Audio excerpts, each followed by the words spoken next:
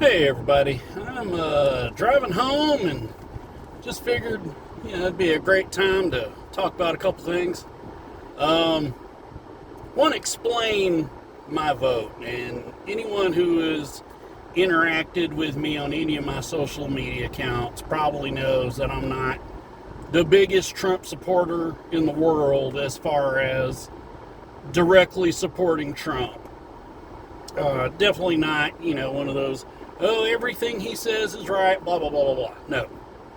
But I'm a person who's been paying attention for the last several years. I've actually been very politically aware since the Bush-Gore election and after 9/11 and all that. And of course, my opinions have changed over time. I used to be a Democrat. I used to be a Bush supporter. And so the crux of the matter is this. The crux of what I'm talking about today is this, that what we have watched in the last few years, since the pandemic especially, we've watched our government and the Biden-Harris administration engage in massive misinformation campaigns when you talk about, whether the vaccines were safe and effective, the Biden laptop, rearranging COVID numbers, things like that. And then, of course, they wanted to set themselves up as the arbiters of what is and isn't misinformation, when they were, very responsible for social media platforms deplatforming actual experts like Dr. Robert Malone. They pushed the whole ivermectin thing where, apparently it was horse dewormer, and no one was talking about the horse dewormer version of ivermectin. It's massive misinformation. We're not even talking about the Trump-Ukraine stuff. Just that, just COVID and what we've seen in the time since, and what we saw with, the 51 intelligence officials, that was direct election interference right there. And so now you have this established pattern of this, bureaucratic machine in Washington now that the Biden-Harris administration is definitely part of, engaging in actively lying to the American people and trying to make those lies the truth. Very 1984 kind of stuff.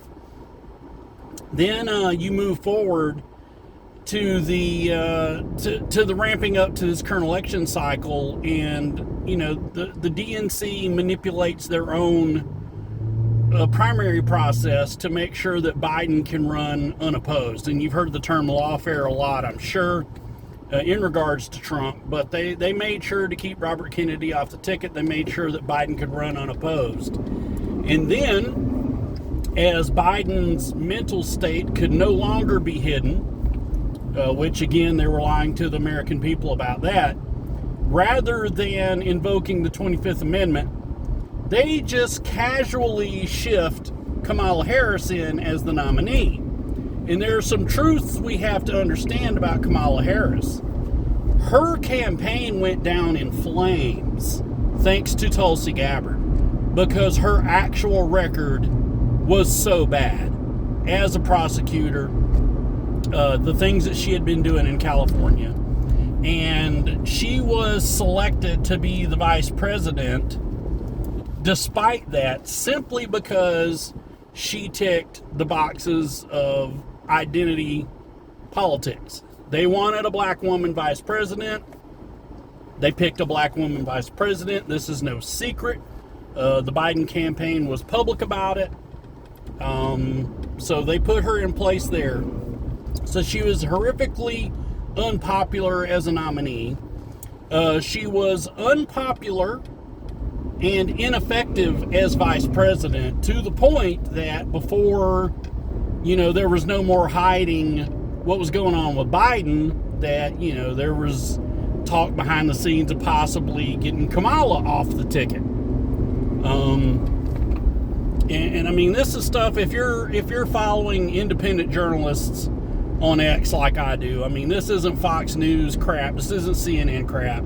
There are a lot of people with boots on the ground that are telling us what's actually going on that even, a company like Fox won't talk about.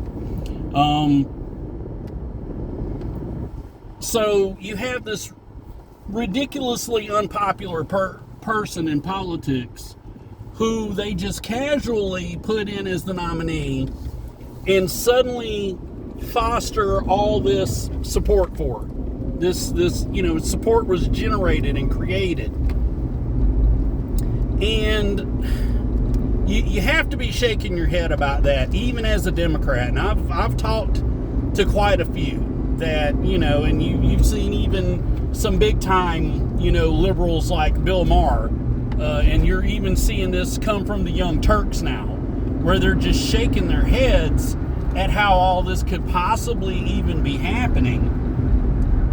And the amount of gaslighting, to the American people, this campaign of vitriol they're running, where, you keep seeing people saying that hate won't make America great again, but so much of the hate in politics is coming from the left and the Biden-Harris, the Harris campaign, that it's astounding, really. And then she's getting, nominate support from people like Dick Cheney and the Bushes and the McCains and Liz Cheney and just like, what does that tell you? That, you have the DC machine of bureaucracy behind Harris. Now you have the DC machine of war behind Harris. You have this party that has abandoned free speech in favor of censorship. They've gone pro-war. They're war hawks now. They've gotten in bed with Big Pharma, as we saw during the pandemic. And when you add all that together, regardless of Trump's negatives, if you're really expecting me to vote for that, you're out of your mind.